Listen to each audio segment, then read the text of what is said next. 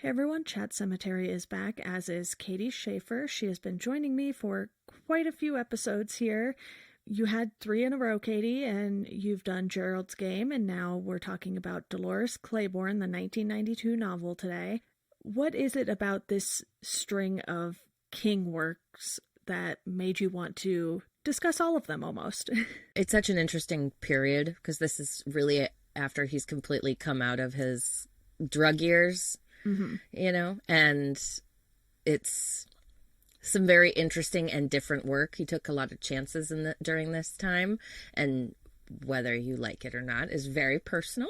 And some of them are not the best, we shall say, but I still think it's very interesting to explore, especially the combo of Gerald's Game and Dolores Claiborne, because they were written like back to back, and they have a little bit between them that I found very interesting. Yeah, and to quickly break down Dolores Claiborne, this book was written in a bit of a different style. Instead of there being many chapters, which we often get in a King novel, there are 0 chapters in this book. It is just one whole giant chunk of writing, which I found a little jarring, but then when you consider the fact that this is one of his shorter novels, it's even shorter than Gerald's Game, at least my copy was. Yep. You get this sense that he's just trying to tell this big narrative and doesn't want to chop it up and go back and forth, really. Instead, Dolores is the one telling the story. It's written from her point of view. She's talking to the cops, and she just goes on and on and on, and she jumps around in the story as far as time periods go. You kind of get some stuff here, some stuff there, and this sort of back and forth to where you do have to do a little work of keeping track of everything she's saying because she says so much. But I think it was a very interesting take on a different kind of character work from Gerald's Game. Yes, it's the same level of character investigation almost, like this deep dive into one person. It's that same kind of thing, but done in such a completely different style. This one I listened to on audiobook for the most part. I went back and forth between the two like I do. And I think that is probably one of the better ways to consume this book, especially because this one, the one on Audible, is read by Frances Sternhagen, who is in The Golden Years. Nice. She plays the wife in The Golden Years, and she's amazing, and she does such a great job with this. And so it felt more, it was just easier to get used to that style because it's someone reading it to you, like Dolores is telling the story to the cops in the book. So I really enjoyed it for that reason, but it is a unique way of telling a story that I haven't read too many other books that have done this kind of thing, where it's literally just almost a transcription, but it worked for me. And I don't know if it's solely because I listened to most of it on audiobook or because it just would have worked for me regardless. Did it work for you? For the most part, it did. I think the lack of chapters was something that I was kind of like, oh, I get the feeling I'm going to be a little exhausted by the end of this, even though it is a shorter book just because of the way it was written. But I still liked it overall, and I'm glad that you brought up the audiobook because I had no idea Frances Sternhagen read that, and she was in Misery with Kathy Bates, who ends up playing Dolores Claiborne in this. So there's just all sorts of Stephen King ties just by having her read the audiobook for this. Right. Which is always fascinating how those things come together. And I want to talk about the tie to Gerald's Game right off the bat here, just because you had mentioned to me that there was a tie in this, and I wasn't expecting it to be quite as prominent as it was, because I was expecting just a little mention, but there's like a whole section on it, and you're like, whoa, whoa, whoa, slow down, Dolores, just give me a minute. Right. It's surprising. Because it's just this little, I think there's like 2 little snippets in Gerald's Game about it. And then you see those snippets from Dolores's perspective. And it feels like they're like Dolores and, oh my God, what's her name? Jessie, thank you. It feels like Dolores and Jessie are connected in those moments. And I love that there's the scenes when the day of the eclipse, when both books have pretty climactic events happening, and then, or big changing events, I should say. And there's the day where Vera dies, and that is set up as the day that Gerald's game, the events in Gerald's game take place. And I can't remember if in Gerald's game Jesse has that like connection, but we do see that Dolores does, that she thinks about her and thinks that she's in trouble. And I don't know if it's certainly not necessary to have those two connections, but it kind of feels like he had these two ideas for like what happens during an eclipse. What are two things that could go wrong, or what are people going to do during the darkness of the day?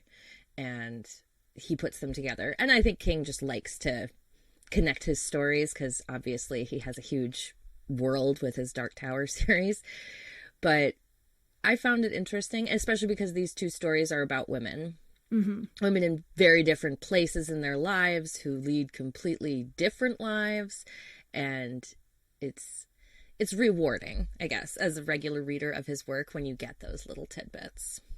What I found very interesting about that was the fact that Dolores knew something bad was going on, but because she had so many problems of her own, she didn't do anything about it. But you almost feel like she would have been more sympathetic to what was happening with Jesse because of what happened with her daughter.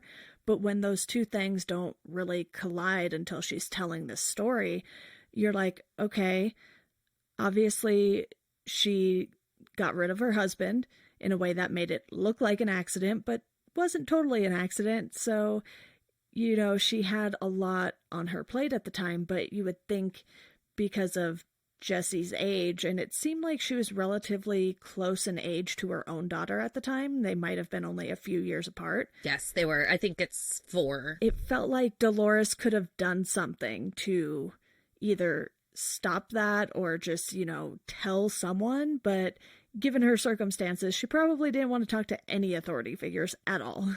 Right, especially about something so outlandish. You know, who's going to believe her? And she had no way of finding her. And I think it was this moment of like, she knows this little girl is going through this, and it's almost like Dolores is enacting what should have happened to Jesse's dad on her own husband. And that's why there's that connection, because Dolores is doing the thing that Jesse's mom should have done instead of being, you know, crazy jealous of her daughter, like a weirdo. Yeah, so moving on to the general plot of Dolores Claiborne, it really felt like, even though the main point of the story is that Dolores is really just spilling her guts about everything that happened over a period of time, you get a sense that she went through so much that by the time, you know, she's 65 in this, she is just so tired of keeping everything in, and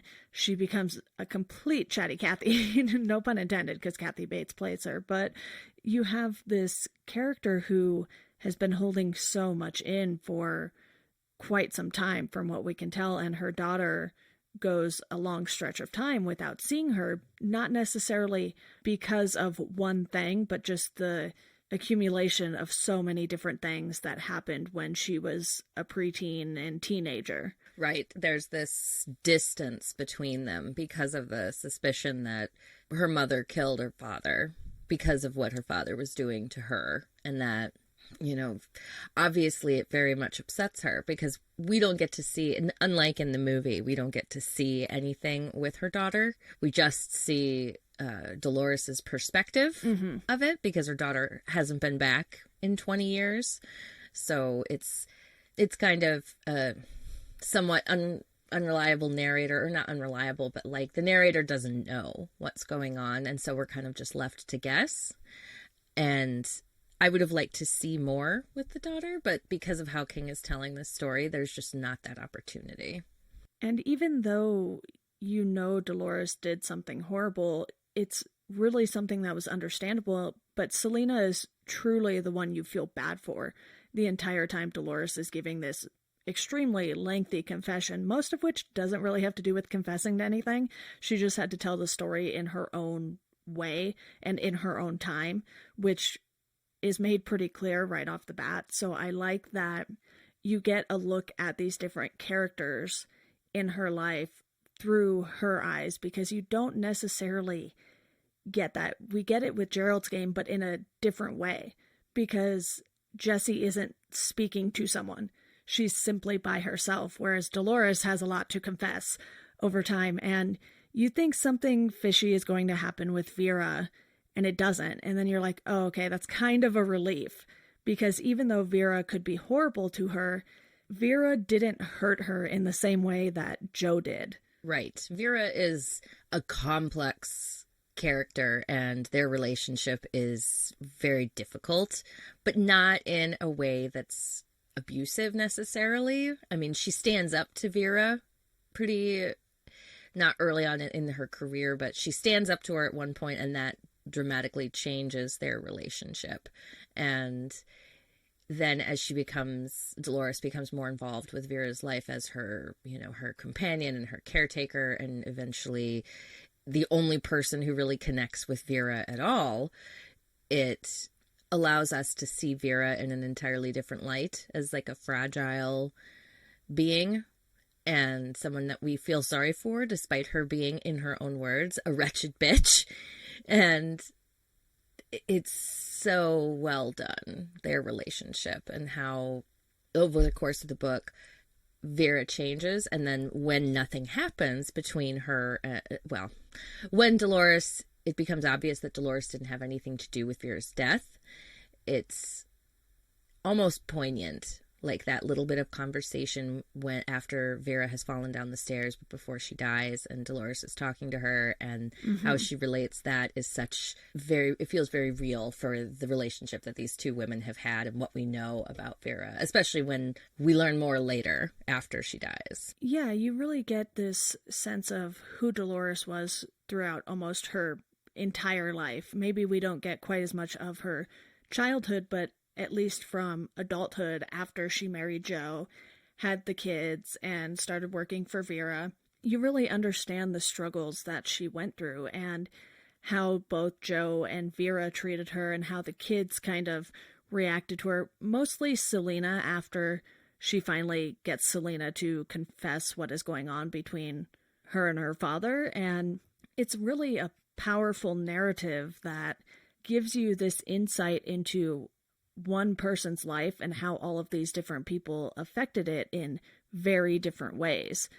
At the end, when Vera dies, you can tell that even though they weren't always nice to each other, they had this unique kind of relationship, and Vera understood what it was that Dolores was going through, especially when she's like, husbands have accidents all the time sort of thing. You can tell there's this underlying tone with Vera that makes you know that she understands. Right, because they had done the same thing, just in different ways. And we see the price that both of them are paying. And so they're both going through some pretty horrendous internal pain, and both of them know it about the other, even though they never really talk about it. They have like that one conversation before Dolores does it, when Vera pretty much is like, yeah, you should probably get rid of that guy, he sucks. And then afterwards, it's like this silent connection that they have that allows them to bond in a way that typically a housekeeper and a person who employs the housekeeper don't have. Usually, I would imagine, especially with that kind of woman, like, that's not a relationship that develops into what Dolores and Vera have by later on in Vera's life. Yeah, quick question for you. Do you think that Dolores was always sort of this strong woman who was willing to stand up for herself, even though we know that Joe beat her? She still had sort of this pride? Or do you think she was just a character of her circumstances, and that was what allowed her to overcome and sort of become this more powerful character as she tells her story? I think I think in the text of the book, it becomes clear that she's always been a loudmouthed, opinionated woman. Mm-hmm. I think because she talks about herself when she's younger and not being quite as willing to stand up for herself, but she's always willing to have her say, because her and Joe have those first few conflicts that she talks about early in their marriage. And as she becomes more confident, she fights back against him, but she always talks back. You know, she's always sassy, as he says over and over again. And I think that allows her to grow into the character that we see by the end of the book. So both, really. Yeah, that's really how I felt about it too, because it wasn't that she didn't want to stand up to Joe all of those years. It's just that she had the kids to think about, and there were all these other factors going into her just sort of staying and taking the beating. And that's something I think you see with a lot of domestic abuse victims. They keep coming back, and it's not necessarily that Dolores had tried to leave. She just tried to outsmart Joe and find the perfect time to leave. But then, you know, he goes and he takes all of the kids' money, you know, their college fund and everything like that. And he thinks he's outsmarted her now. So you have this sort of battle of the wits going on at one point in time during this story. And it isn't even the fact that he hits her, it's just the fact that he sucks so much all around. You know, he's not just one way all the time, and that's sort of who he is. He tries to outsmart her, he beats her, he's, you know, molesting Selena, so he's done more than one thing to justify her leaving, and honestly to justify his quote-unquote accidental death. Right. You do not feel bad for Joe. I didn't feel bad for Joe at any point. Even when he's down in the bottom of that well, I was like, maybe don't try to rape your daughter and this won't happen to you, buddy. But I think you're totally right that, like, she is very much representative of what how victims of domestic violence react to their abusers. And especially at that time, you know, this is set in the 60s, like, it was, and she addresses it in the book, that, like, it was normal for men to hit their wives because they were viewed more like something between a child and an adult. Women were not given the same rights, the same respect, the same anything that they are today because of the time period and just how the world was, even in America. And King does a really good job of portraying that. And Dolores it feels like she has to overcome that training and that socialization in order to reach the place where, after he hits her with the piece of stove wood, which is really what starts the whole problem. Like, that scene is what is the catalyst for everything that comes after.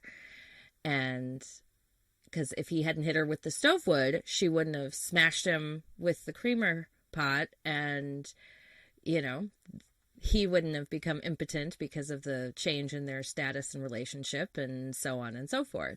And he gets what he deserves because, and even more so as it continues, you see that he has no remorse for what he's done, from hitting Dolores to attempting to rape his own child. Exactly. I wanted to also get your thoughts on the fact that you have Dolores having this conversation with the cops, but we never get the cops' responses or questions or whatever. You kind of just have to guess what they asked based on Dolores's answer.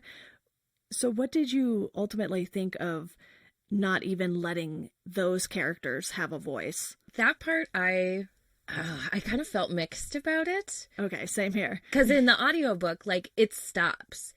During those periods, like when she asks for a drink, like, everything pauses and you hear, like, a clink of a glass and the bottle filling and someone sipping, and then the story continues.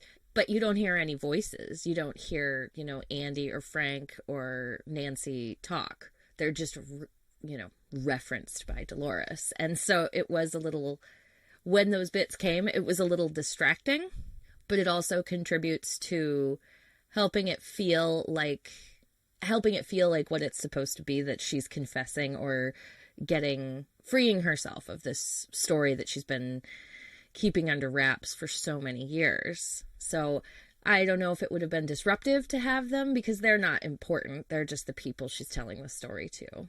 It was a little jarring at first when I was reading it. I was like, wait, why is she not letting people talk or answer what's going on here? And because the book doesn't really have those pauses, there aren't even any like paragraph breaks or anything in the book, you get this sense that, okay, Dolores just wants to get in and get out and tell her story, but then because of the length of it, you're like, well, that can't be the case. So it was definitely an interesting choice on King's part to not have any of the other characters speak, and you just have to sort of decipher what they're asking Dolores or what they're responding to her questions with.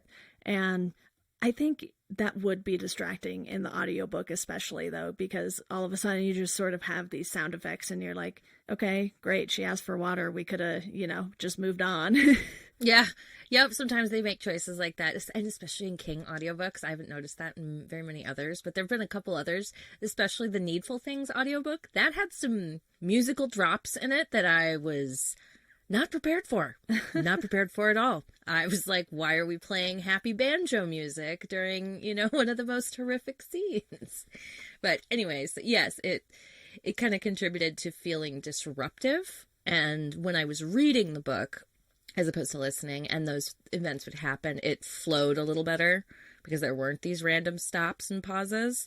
So I kind of feel both ways about it, that I don't know what the best way to do it would have been. And I think King wanted to have a flow to the story and to have the only perspective that we see and the only input in the novel to be from Dolores, in the same way that in Gerald's Game, up until the end, I think, and in the very beginning when Gerald is there, the only person we hear from is Jessie. Yeah. So, because like I said, it feels like those two novels are very much intertwined, even though we only see little bits, because they're about women going through really traumatic experiences. And so I think that was probably why he did it that way, but apparently it was supposed to be a transcript of her statement, and that's what we're reading, which would explain why those characters aren't in it. And, I just read this literally right now, so it makes a lot more sense now, because when you're taking someone's statement, you're not including your questions to them or anything like that. It's simply a transcript of what they are saying, what they're confessing to. And this is a very, very long statement. It makes me wonder how long they all spent in that room. Right. Like, did they have to take a break and go to bed? This is a very long story. Right. And Nancy taking notes, like your hand would die. Your hand would just fall off. Yeah. Even if she was, typing on one of those little stenographer things where it's all the shorthand that comes up or whatever, you're just like, wow, that is so much to take note of. Yeah, hours. I think by the end she says she's been talking for like 4 hours or something, because it updates it throughout.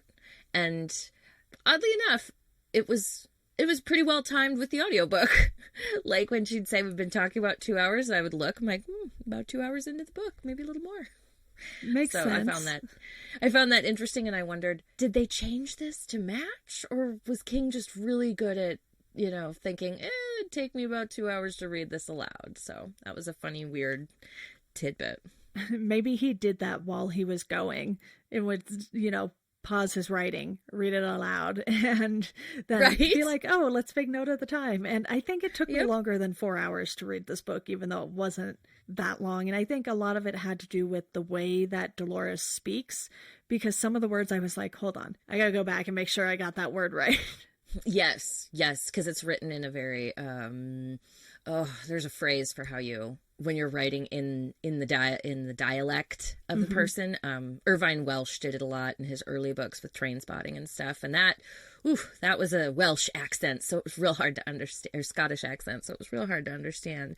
And this has those same things. Everything is spelled phonetically, and you're like, huh, what does that mean? And she'd use all these great little colloquial turns of phrases and all of that stuff, and it was like, I wonder if this is how King talks. because it's just, it feels natural within the story. Right. But as someone who obviously doesn't live in middle of nowhere, Maine, I have no idea if that's how Mainers actually talk or not. Yeah.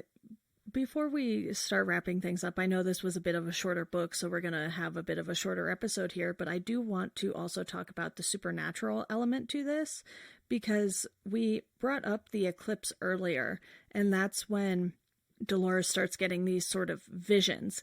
It's not that she necessarily directly sees what's going on with Jesse, and I think that's important to note because it's two telepathic visions that sort of link these two together.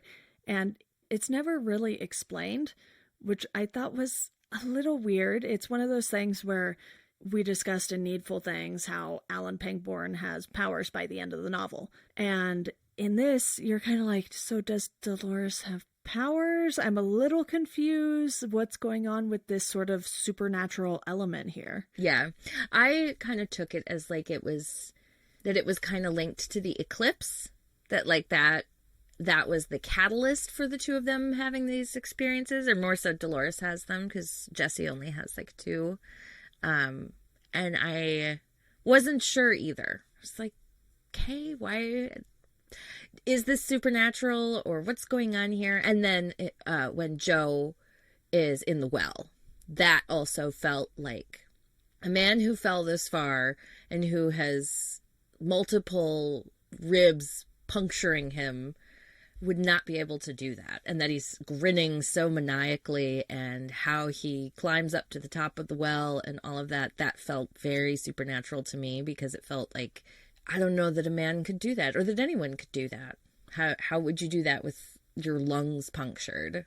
You know, that's a deathly fall, no matter if the ground is spongy. And so I wondered, is he just keep coming because he's, you know, invested in with some demon, or what's going on here? Yeah, there were a few things that felt a little off just within the story, and I was like, okay, if that well is as deep as she says it is, then how would he have been able to climb all the way back up it, and she needed to then hit him with a rock or something? You know, it just felt like it was a little too convenient, I guess, for Joe anyway, that she would actually have to, you know, bludgeon him with something. Right. And then that's the thing that causes problems for her with the cops. If he had just died in the first fall, then there would have been no questions, or none of the questions that come during the interrogation scene between her and the medical examiner. The very annoying medical examiner. Oh, I know, right? I was like, dude, just let it go. This guy isn't worth any of the effort that you're putting in here. Yeah.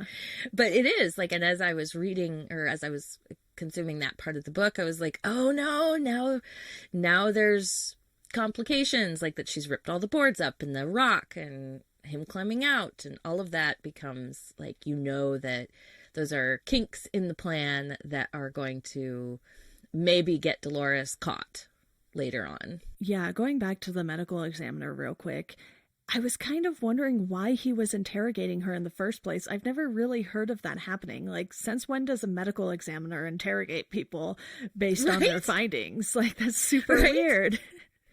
I was like, is this just a small town Maine thing, like an island thing? Because I guessed it was maybe because the police chief seemed like he was kind of a bit of a dullard, or maybe not quite the best person to be interrogating anyone.